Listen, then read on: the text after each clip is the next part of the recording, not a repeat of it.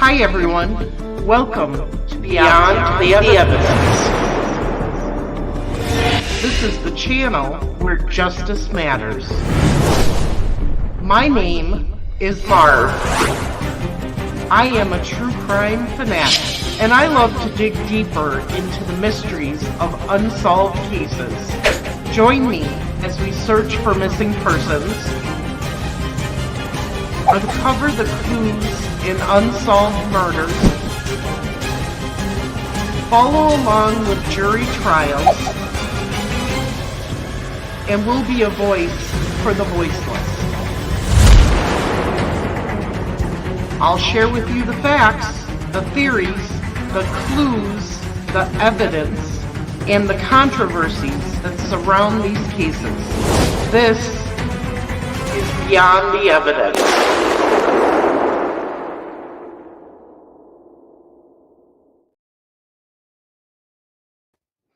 Hello, everyone. Thank you for joining me today. The reason we're coming on live is because there has been an arrest in the Rachel Morin case. And a lot of the viewers have been following this case. I don't know a lot about it, but I've been looking into it and I'm trying to bring you some information on it. So, what I do know is that she was a mother of 5. And the Hartford County Sheriff's Office announced that today that they have made an arrest related to Rachel's case. This is big news. People have been waiting for this. And we're going to take a look at the press conference together and then review the information about her case and learn about it together. So let me share my screen.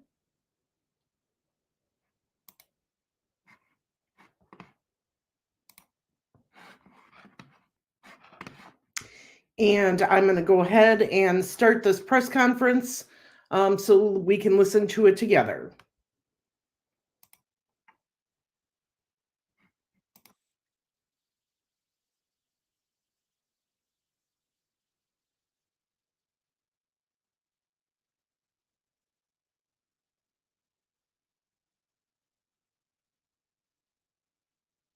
Now, this press conference happened about an hour ago, so.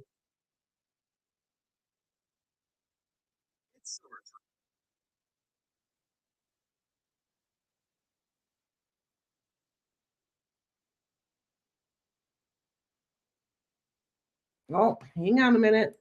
It would help if I shared the actual screen. Okay.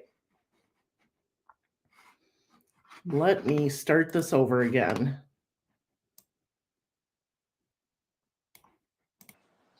Okay, let me know if you can hear it. Good afternoon. I'm Christy Hopkins, Director of Media and Public Relations for the Hartford County Sheriff's Office. I thank each of you for joining us today as Sheriff Gaylor announces long-awaited and much-anticipated updates in the murder investigation of Rachel Morin. Standing and offering remarks with the sheriff are Bill DeBagno, Special Agent in Charge, FBI, Baltimore Field Office. Evan Campanella, Assistant Special Agent in Charge, HSI, Baltimore Field Office. Allison Healy, Hartford County State's Attorney. Also in attendance are Colonel William Davis, Chief Deputy, Hartford County Sheriff's Office. Sergeant Christopher Maddox, Criminal Investigations Division, Hartford County Sheriff's Office. David Hughes, Deputy Chief, Bel Air Police Department. John Cook, Chief of Staff, Washington, Baltimore, HIDA. Patrick Vincenti, President of the Hartford County Council, and members of Rachel's family. After Ms. Healy concludes her remarks, Patty Morin, Rachel's mom, will offer a few remarks as well. She will not be taking questions today. We know that you have many questions for all of us. Please keep in mind that we will try to answer as many as we can, but this investigation is still ongoing, and there are some details we cannot discuss at this time. Again, thank you for joining us, taking your time and dedication to telling Rachel's story. And with that, Sheriff Gaylor. Thanks, Christy. Good afternoon, everybody. As Christy said, I'm Hartford County Sheriff Jeff Gaylor. As everyone's aware, on August 6, 2023, our peaceful Hartford County community was rocked when the body of Rachel Morin was discovered in an area just about a mile from here, just off the Ma Pa hiking trail here just outside the town of Bel Air. In addition to the impact to our local Hartford County community, Rachel's murder gained national and even international attention. The young mother of 5, whose life was violently taken in a public location, is one of the safest places in the state. It's not supposed to happen, and it shouldn't have happened.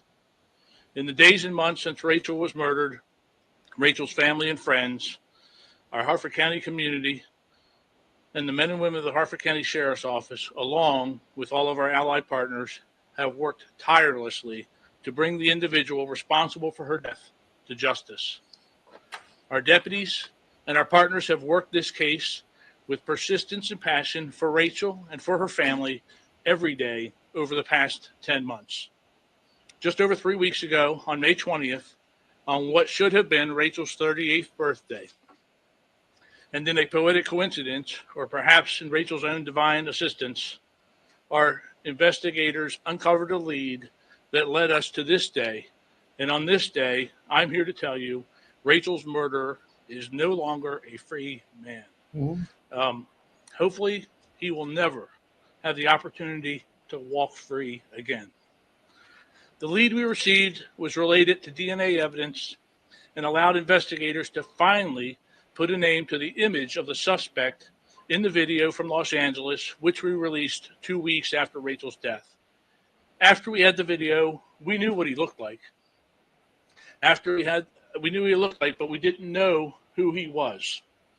With the new DNA evidence, now we know who he is, but we still didn't know where he was. As I have stated many times, this killer could have been laying his head in any community in the country or even in the world, and indeed, that was completely accurate. Over the past 2 weeks, investigators continued their diligent investigation and tracked our suspect all the way from Prince George's County to Tulsa, Oklahoma.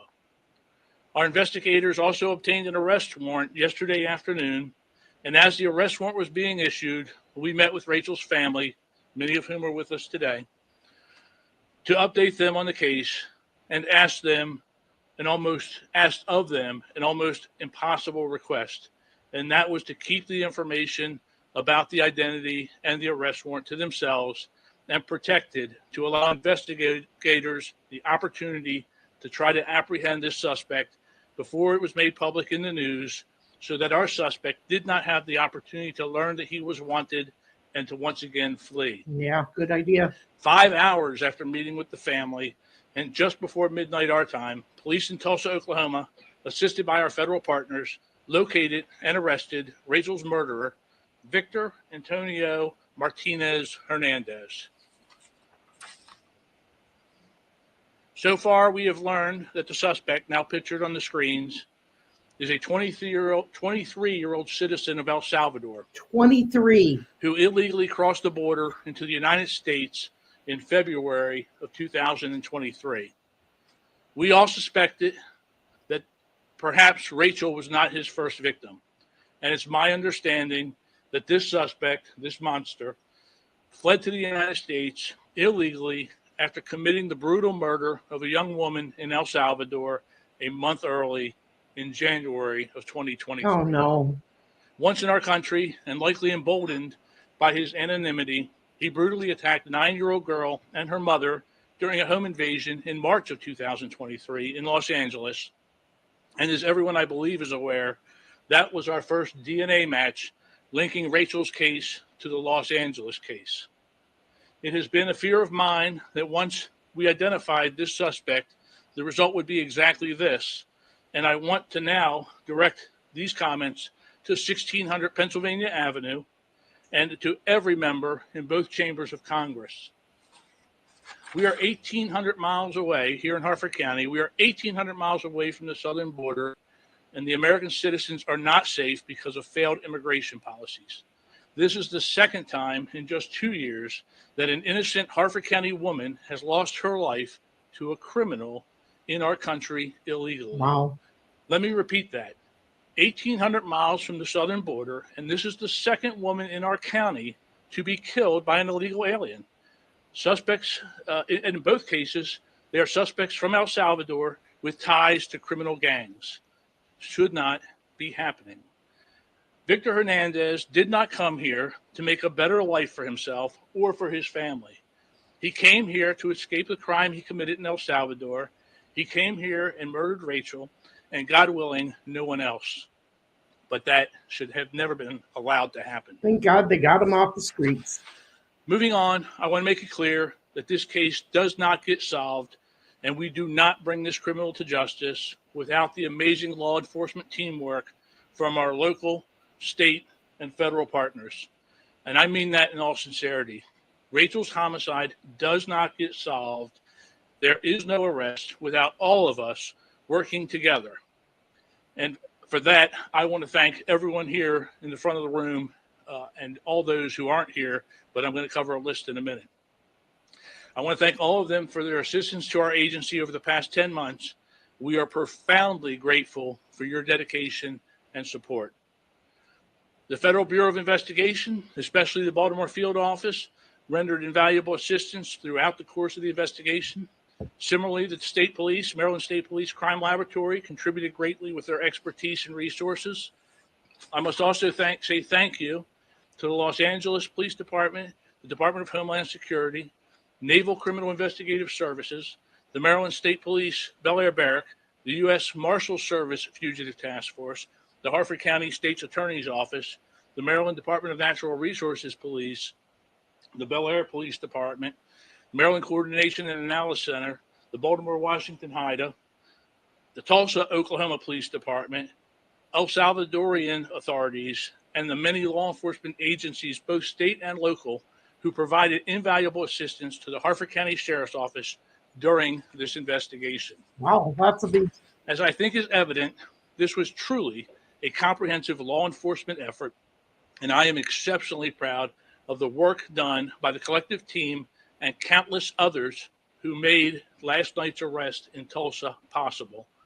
I also want to thank the members of our Hartford County community for their patience, support, and cooperation throughout this investigation, to include hundreds upon hundreds of tips that our investigators have received. Today, we were able to provide what some like to refer to as closure to Rachel's family and for our Hartford County community. I want to thank the members of the Morin family, and you're going to hear from, as Christy said, from Patricia here in a minute, but no questions. They have been by the side of our detectives this entire time, doing anything that they could do to help the investigation and to help our detectives, to help bring this individual that took Rachel's life to justice. I recognize there is nothing that will ever close the door or bring true closure concerning the loss of Rachel, but it is my hope and the hope of all involved working this case that the arrest of this suspect brings her family and our Hartford County community some peace. I would like to now ask FBI Baltimore Field Office Special Agent in Charge, William Debano, did I get it right? Debano, to offer a few remarks. Yes. Thank you, Sheriff Gaylor. Good afternoon. My name is Bill Del Bagno. I'm the Special Agent in charge of the FBI Baltimore Field Office. Today, our focus remains on Rachel, bringing justice for her, finding answers for her family and loved ones, and making sure the violent criminal who so viciously took her life cannot harm anyone else. The FBI is proud to stand united with our partners in the Hartford County Sheriff's Office as we announce this arrest. We know nothing can take away the pain and the anguish Rachel's family and friends have endured. Please know, on behalf of the FBI, our hearts are with you. To the public, keeping our community safe is one of the FBI's highest priorities, and so are the invaluable partnerships required to accomplish this. During the investigation, here's what I can share from the FBI. Our investigative genetic genealogy team in Baltimore worked countless hours to identify the suspect by using crime scene DNA and tracing that DNA to potential family members. Investigators even traveled to El Salvador as part of their efforts to identify this killer. Good. I'm glad they're To using find the it more. suspect, we've provided technical assistance, helping to pinpoint his location. And that brings us to last night, where Tulsa police and FBI agents were able to successfully apprehend and arrest the suspect in Oklahoma. Hartford County and the investigators on this case worked every angle, tirelessly and constantly, never giving up and following every lead and piece of evidence. We thank Hartford County for their partnership and bringing us into the investigation. As Sheriff Gaylor outlined, we thank everyone who helped make this arrest possible. To all those who have been waiting for an arrest to be made, for answers, we hope this brings a sense of justice and some peace. The FBI vows to continue to work every day to keep our community safe and prioritize the partnerships so vital to doing that. Thank you. I will now turn it over to Evan Campanella, the Deputy Special Agent in Charge, HSI, Baltimore. This has got to be hard on these guys because their hands are tied when it comes Thank you, to Sec. these Delbanyo. illegal immigrants. First off, I would like to thank Sheriff Gaylor for having HSI present for today's announcement.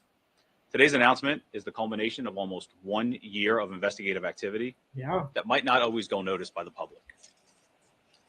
This investigation highlights the cooperation and the collaboration HSI has with its state and local and federal partners. And I'm happy to be here today with Sheriff Gaylor and our partners to announce the arrest of Mr. Martinez Hernandez. I hope that today's announcement, as the sheriff pointed out, will help bring some closure to Rachel's family. And again, I would like to thank Sheriff Gaylor for asking HSI to participate in this investigation and to be here for today's announcement. I would now like to invite Hartford County State's Attorney, Allison Healy, to the podium for her remarks. Go after him, prosecutor. Make sure he never gets out of jail. Good afternoon. I want to commend the Hartford County Sheriff's Office and other assisting agencies on the hard work, expertise, and diligence identifying and apprehending the suspect in the murder of Rachel Morin. They worked tirelessly on this lengthy and difficult investigation for the public safety of our community and bringing Rachel's family peace, knowing that the next step is prosecution. I will personally be leading the prosecution of this case. While the defendant is innocent until and unless he is proven guilty, Hartford County and our neighboring communities can rest assured that my office will take all steps necessary to ensure that justice is served for Rachel Morin and her family. We have already begun coordinating with the Warrant Apprehension Unit of the Hartford County Sheriff's Office to handle the extradition of the defendant to Hartford County. And once the defendant has been transported back to Hartford County, prosecution will commence. Thank you. It is my pleasure to introduce to you all Patricia Morin.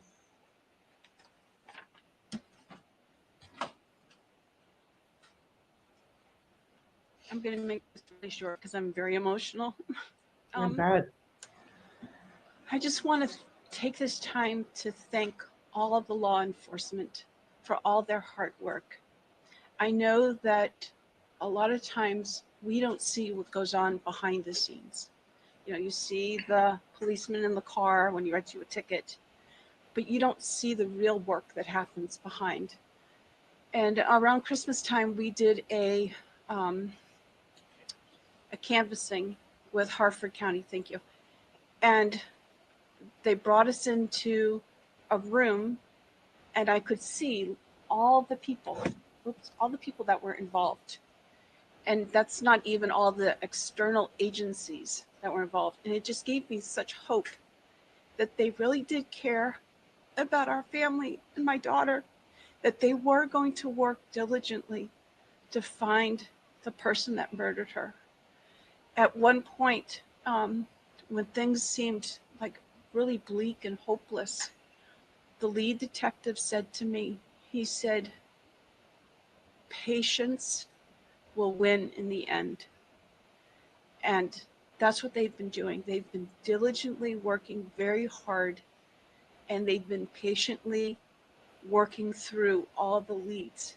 And it's because of that that we have an arrest today. So I'm very thankful and just very grateful to these men. And I'm also very grateful to the press, because you kept her story alive so that people would still continue to send in tips. And that helped them to do their job. So I want to thank the press as well. But I don't know if this is, oops, sorry about that. You're right. I don't know if this is kosher or not. I'm going to step away from the pulpit. But I think we should applaud them, just because I am so grateful that they have brought us to this place. Because at some of the points during this, I didn't think that we were ever going to have an end, that it was going to be a cold case. So I would like to applaud them.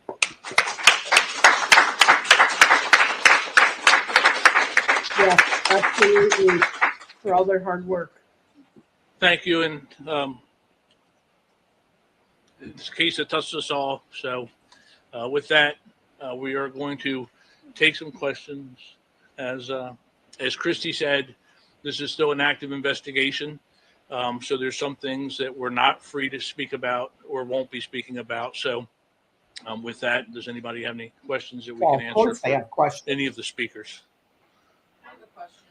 I want to know if you can, and I know you kind of went into it a little bit, but what actually happens with him right now? I feel like we read an ice hold. I don't know if you're familiar with that term, or if you can kind of educate me on it. I'm very familiar with ICE Okay. detainers. Yeah, sorry, I'm not sure. yes, If you kind of we are what's the status? there has been an ICE detainer filed on him because he is in this country illegally out in Tulsa, Oklahoma. He would not be deported before answering for these charges. So Thank goodness. I honestly believe that's the last place he wants to go. I think, a sad statement is our jails are better here than they are in El Salvador. And he's going to spend, God willing, the rest of his days behind bars. Extradite him. Let him go back. Suffer. Salvador to LA to here to County, apparently Tulsa. Investigators are still working. I mean, he worked a few odd jobs that we are familiar with. Did not live a very, expensive lifestyle. But this is a free country. You can, once you're in it, you can move from one jurisdiction to the next, very freely. And he did that from El Salvador into the United States to Los Angeles, unfortunately here to Hartford County. And again, down in Prince George's County, we had him in the Virginia area, and then all the way out to Tulsa, Oklahoma. And in the year he's been in the country, a little year plus, who knows where else he's been. And it's a fear of mine. It's a fear of our investigators. And as Patty said, our investigators took this case to heart, as they do all the cases. But this case they took to heart, and they worked so hard and have an emotional tie to it that I got off on a tangent. That they, I lost my train of thought. Does he have connections to any of these areas? Investigators are working that. We certainly know he has connections down in the D.C. area, both Virginia and Prince George's County. But again, as he moved around the country, there were places that we believe he probably had associates, and he has ties to known gangs. So we believe that's how he lived his life. You mentioned how many total crimes and victims are police aware that this man? That's where I was going before. We fear all the time, the investigators fear that we're going to stumble across another crime that just hasn't been tied back through DNA or some other science or electronic, tie, that the evidence just hasn't reached the point where we get a hit. But right now, what we're familiar with is the crime in Los Angeles, the home invasion in March of 2023, the homicide here of Rachel in August of 2023. And I believe in Tulsa, he's facing some local charges as well for last night. I think trespassing or disorderly or something to that effect. We're not familiar with any other. I'm not familiar with any other charges. Oh, in El Salvador, there is a what's called a red notice. A red notice, which is basically an Interpol warrant for his arrest to bring him back there to stand for the homicide of the woman in that case down there.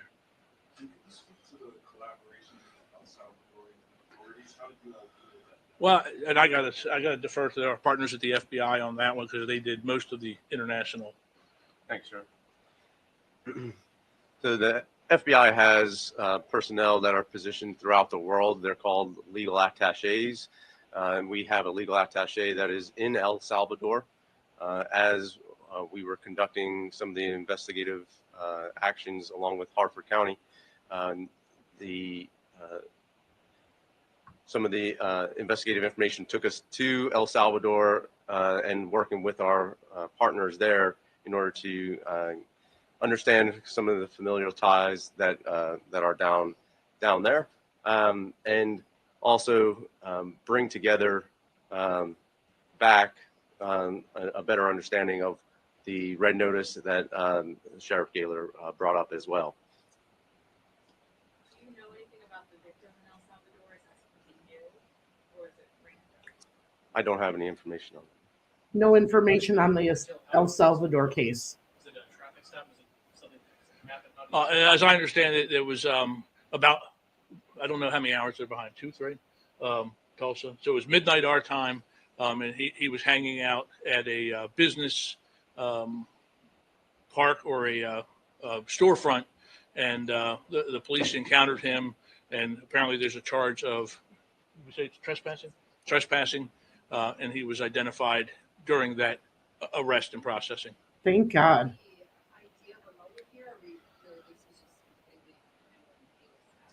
Well, and that's been a question since the outset. You know, was Rachel's homicide random or targeted? And again, I don't know that we have that answer explicitly or completely.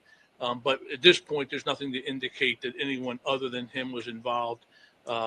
We do have some belief that he spent some time here in the Bel Air area, so he may have seen her and her more or less routine operations. One of the things that we caution people, particularly women on the trail, about doing was developing a routine where it can be predicted where you might be.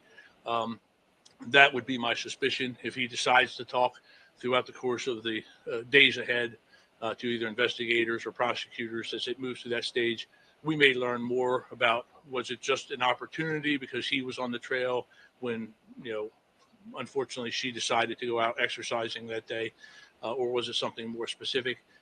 As to the motive, we've been tight-lipped, I guess, about it. The charges in the case are first-degree murder and first-degree rape. I kind of thought that's what it would be. And as the colonel just reminded me to say, we do have right now in the air, we have sent investigators to Tulsa, Oklahoma, to follow up on many things related to this investigation. It's very active and ongoing, as I said. He will be extradited here eventually, and that will be done.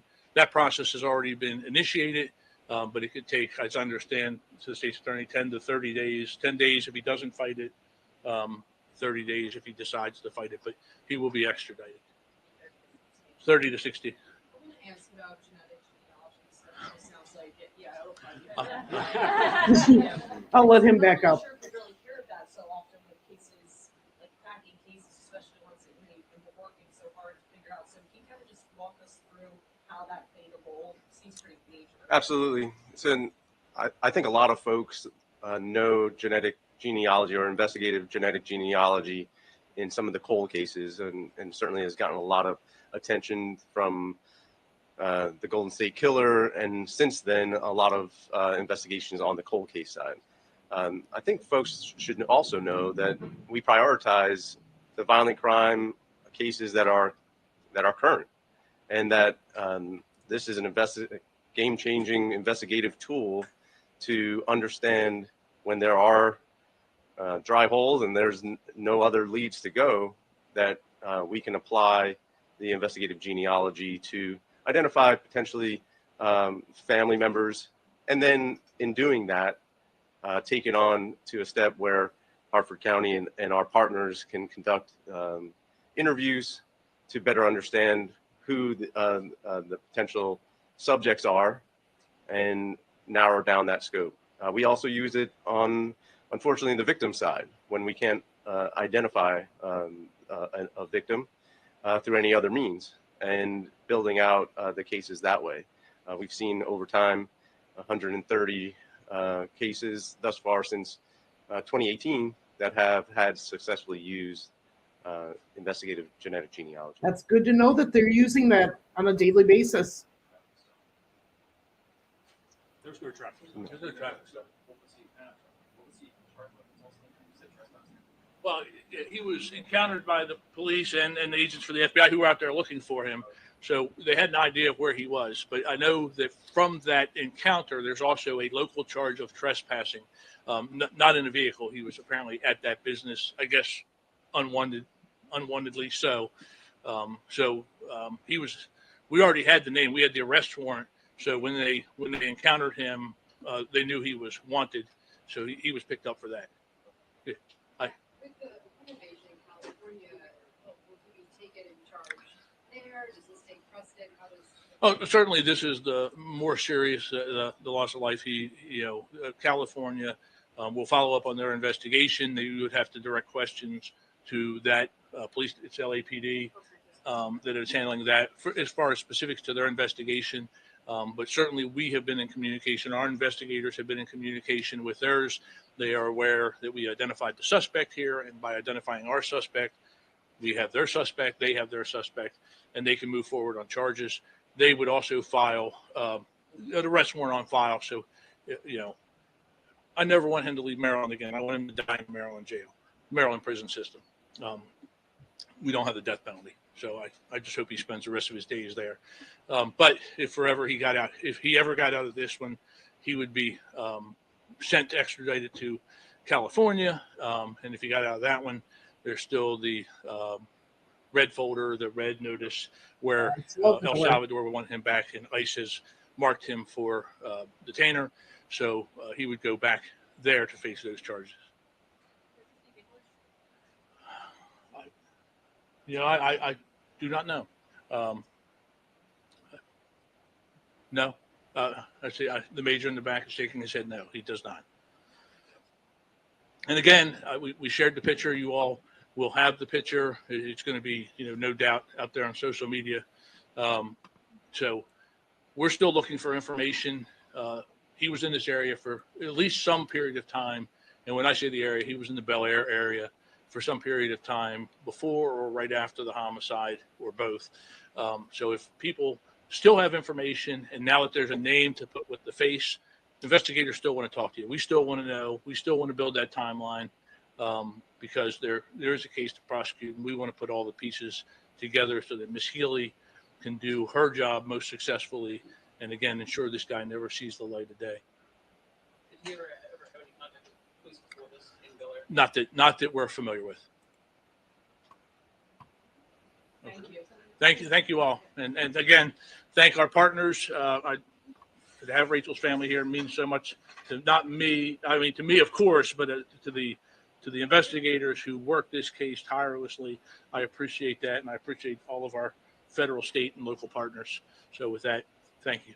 I have one bit of housekeeping okay. for everyone too. We made a decision earlier today that we are not going to share this suspect's photo on our social media. It was here. If you have, if you would like a copy of the flyer, you can send an email to media@hartfordsheriff.org, and I will send it to you if you would like to use it in your newscast, but we will not share his picture on any of our social media. Ooh. Any other questions? All right. Well, thank you again. Okay, so in breaking news, they have made an arrest. I made the comment, extradite him back. And the reason I made that comment is because the jails in the United States are so much better than the jails in foreign countries. If you want him to truly pay for what he's done, send him back to El Salvador and let him be in an El Salvador prison, because that's rough. Very, very rough life. And we're hearing more and more of these cases come to light due to the fact that our borders are open. Anybody can cross through, legally or illegally. And like that sheriff said, they've had 2 deaths in 18 months in that area alone from illegal immigrants who are here illegally. And they run and they hide, and they've got, like they said, he was in gangs, so he had affiliations with individuals. We know that, and it's unfortunate that he was on that same path that Rachel was on that day, and she became his victim. Now, we know he's killed once before in El Salvador. They want him for that crime. Like the police officer said, right now they have the jurisdiction because of the unaliving of Rachel. California can also prosecute him. They can create arrest warrant and press charges against him in California. It's going to be kind of like the Lori Vallow Daybell, where she was first prosecuted in Utah, and now she's in Arizona she's going to be going through another trial there. It's the same thing. They do one, then they move them to the next state, they do the next trial. And if something, God forbid, should happen and he should not get enough time, they can always extradite him back to El Salvador, where he will face charges for that unaliving also. It's such a sad day. You have a mother of 5 who tragically came across this monster and lost her life. Those kids lost their mother. But I give credit. This case proves that not all police are corrupt, that they do care about the victims and their families. You could tell in this press conference that these officers cared. And there's one other thing that I heard that we don't hear a lot. Working with other agencies. Did you hear the list of other police departments, FBI, other entities that they worked with? That is how it should be done. And look at the results. Yes, it took over a year to catch this man, but they knew who he was because they worked together. And together, they finally found him and arrested him. And as the prosecutor said, she is going to do everything in her power to make sure that he never hurts anyone again. So, this is a bittersweet day. It's bitter because a mom of 5, a woman who was loved and cherished, lost her life. But it's a sweet day because the man who did it is behind bars and hopefully will never, ever get out of jail again to hurt anyone else. And I'm so happy that these police departments, the FBI, are using the genealogy technology that's out there. I know a lot of people say they don't want to put their DNA out there, but it helps. It helps get these monsters off the streets. Without it, it would have been harder to identify this man.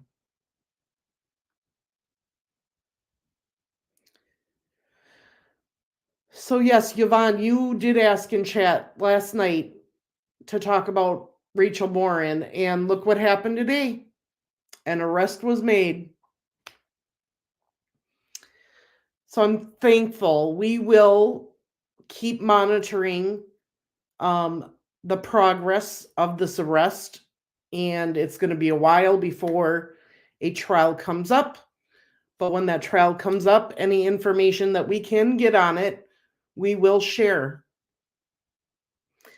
And I hope that by last night's arrest, Rachel's family can finally have a little bit of peace, knowing that the monster that took their beloved daughter, mother, away